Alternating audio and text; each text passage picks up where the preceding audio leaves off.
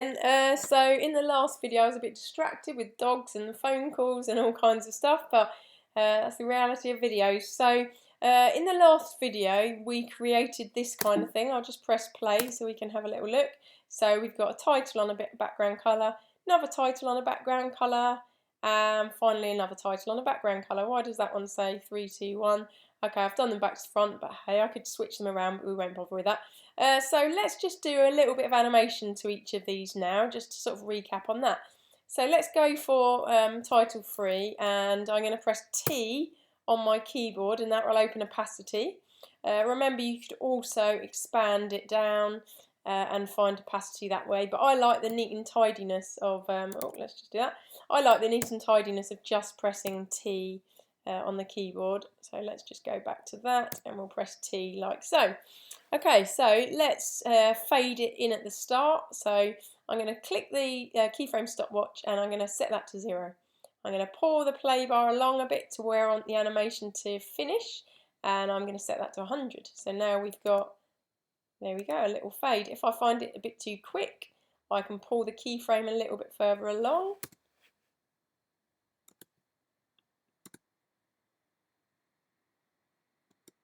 Okay, and maybe I'll do the same at the end as well. So I want it to be 100% there and then 0 there. So I'm going to come to here. If I want the same keyframe as I've got there so it holds, I can click that little keyframe button there. And now that keyframe and that keyframe are the same. And then I come to the end. And then let's just fade that one out. So now if I pull that back, it should fade in. And the next one should come along. I could fade that one in and out, and then I could fade that one in and out. If I wanted to do something like that, I'd need to basically overlap the layers like this. I'll show you. So let me overlap that layer like that. And I'm going to have to fade out the blue. In fact, let's do something a bit more creative. I think we can be more imaginative than this. Let's switch off that solid layer there. And let's fade the second title in. So I'll press T, click on the stopwatch, set it to 0. Let's go to the point where the other one's completely disappearing, and let's fade that one back up like so. So far we've got that. Okay, I'm not that happy with the position. They're a bit wonky. Let's just nudge it so they're not wonky. So we've now got that one to that one. Okay, we've got a jumpiness of the green, but we'll fix that in a minute. Now let's switch the blue back on, and notice that at the moment the blue is in the way of title 2 fading in. So let's animate the blue to maybe sweep to one side as the other text fades in or something. So let's give this a go. So where's solid 3 is there. Let's hit the scale for solid 3. I need to actually be able to see it's not solid 3 at all, it's solid 2 that we want to look at.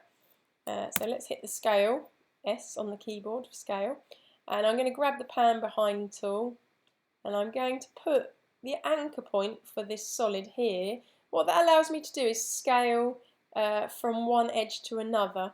So like now, if I show you, let's set a keyframe for it first. So we'll set the scale there, and then let's go a bit further along.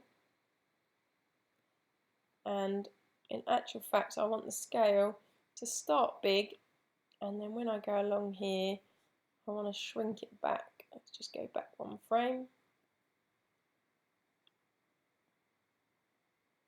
See what that looks like. Okay, I'm really just messing around. This is a good way to learn.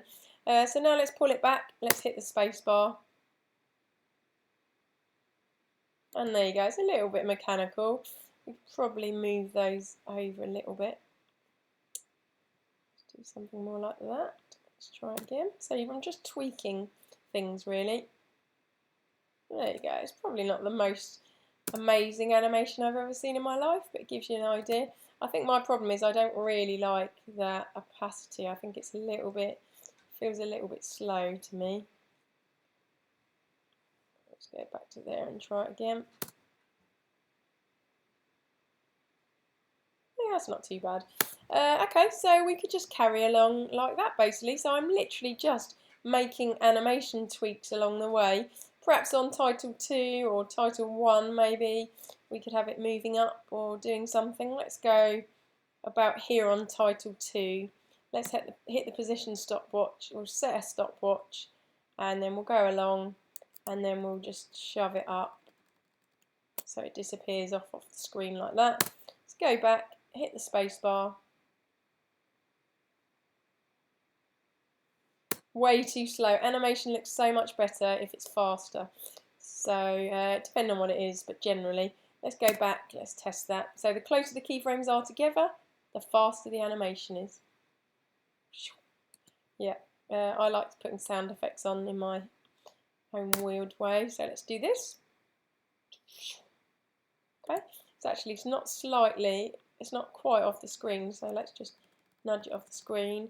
And let's do a right click, easy ease out, and a right click, easy ease in, and then hit space again. And we'll have a little look at this. So that comes out, that goes like that, that goes up like that, and then that one's just coming in standard and boring. Why don't we try something now where we just scale the text or something? So let's put that in there, and we will hit S on the keyboard for scale, and we'll set a keyframe for that title like there, and we'll go along, and now let's scale this up crazy amounts.